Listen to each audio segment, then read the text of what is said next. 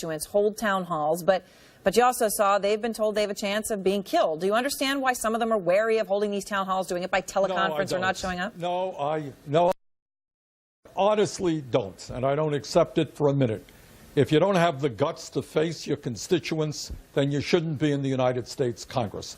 And if you need police at the meetings, that's fine. Have police at the meetings. Have security at the meetings. But don't use that as an excuse to run away from your constituents after you support repealing the Affordable Care Act, throwing 20 million people off of health insurance, doing away with pre-existing conditions. If you're going to do all of those things, answer the questions that your constituents have. So today, when Marco Rubio was I guess seen at he wasn't at a town hall. People showed up. There he is on a milk carton. They're saying, whereas Marco Rubio not holding a town hall, he should be holding one. Well, I think that every member of the United States Congress, that's what you're elected to do. That's what a democracy is about. You know, I have probably held more town meetings in the state of Vermont than any public official in the history of our state, and I enjoy doing that. That's what my job is. I got to hear from people. I got to explain what I'm trying to do. People agree, people disagree. That's called democracy. And I hope that every member of Congress, every member of the Senate adheres to that principle. So when they're holding these town halls, those of them that are, obviously they have faced an onslaught, right? And there's lines of people. People are coming in. People are frustrated. Sean Spicer, the White House press secretary, senator, said that, in his words, there's a, quote, bit of a professional protester manufactured base showing up at these town halls. And I know you recently said that the difference between this movement and the Tea Party is that the Tea Party was funded. And I just wanted to play for our viewers what you said a couple weeks ago. Here you are. It's not a Tea Party because the Tea Party was essentially funded by the billionaire Koch brothers family. Now, the White House senator is saying the exact same thing about this movement. I mean, the exact same thing here, Sean Spicer. I think that we need to call it what it is. It's not these organic uprisings that we've seen through the last several decades. You know, the Tea Party was a very organic movement. This has become a very paid AstroTurf type movement. Can you say, Senator, with absolute certainty that this, what he just said, is not true? Look, I hope I do not shock your viewers by telling you that the White House occasionally lies, and that's just another lie. What is going on now is that people all over this country are beginning to rise up. They're demanding answers to what happens. Aaron, if you throw 20 million people off of health insurance, thousands of people are going to die.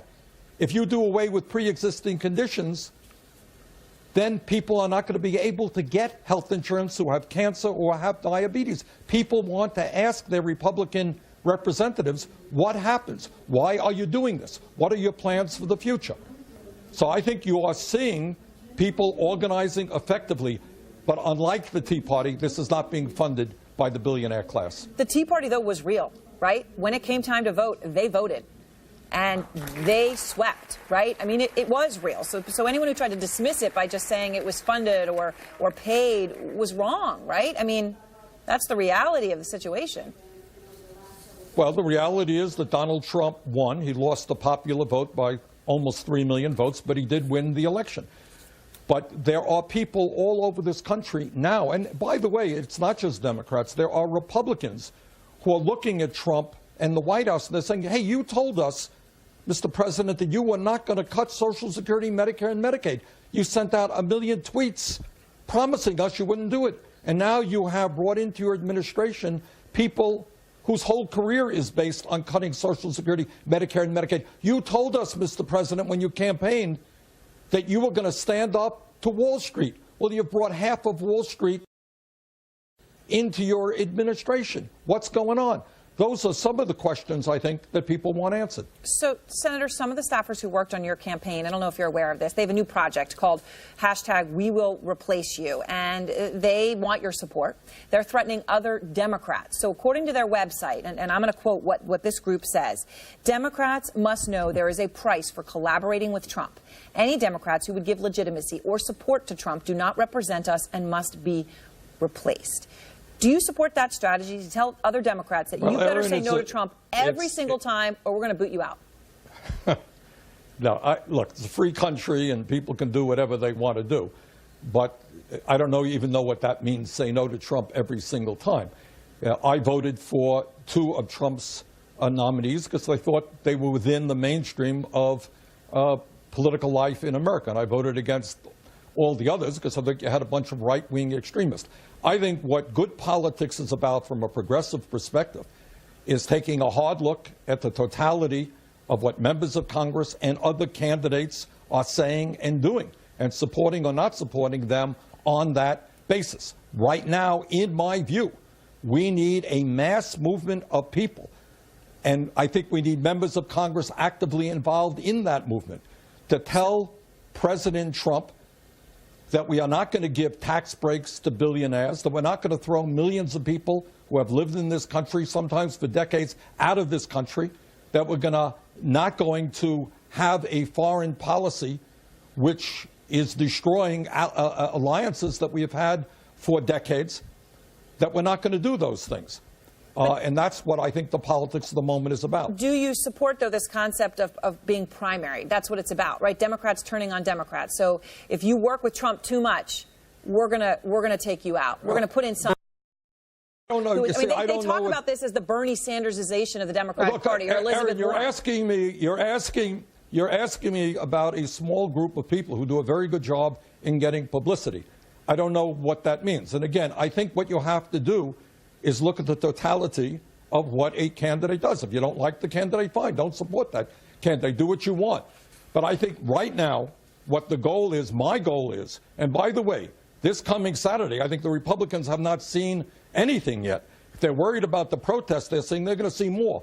This coming Saturday, we believe there'll be well over 100 protests, most of them in Republican offices around the country, district offices, demanding that Republican members of Congress meet with their constituents and answer the questions that their constituents have. I know you've got at least 130 rallies already planned right now. You do get some disdain from some in the Republican Party, including someone that you know very well. You've debated not long ago on Obamacare, Senator Ted Cruz. Here's what he had to say about Democrats today. There's a technical term for their base. Moscow.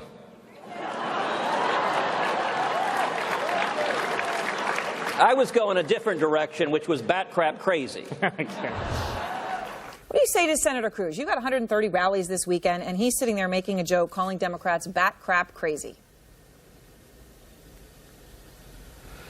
Well, I think that Senator Cruz and many of his colleagues, a whole lot of them who received substantial campaign contributions for some of the wealthiest people in this country. In Senator Cruz's case, a number of billionaires have supported his campaign for president.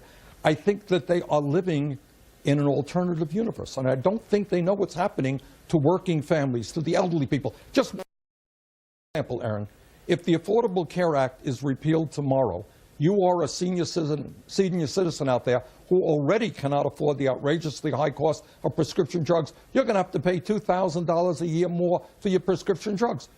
How can you do that if you're trying to get by on $15,000 a year Social Security? If you are 23 years of age and right now you're on your parents' health insurance program, you're going to lose that if the Affordable Care Act is repealed. And what is most frightening, if you have diabetes, you have cancer, you have a pre-existing condition, you're one of tens of millions of people in that position. What happens to you? Maybe Senator Cruz should start answering those questions, talking to his constituents about those issues rather than making fun or disparaging others.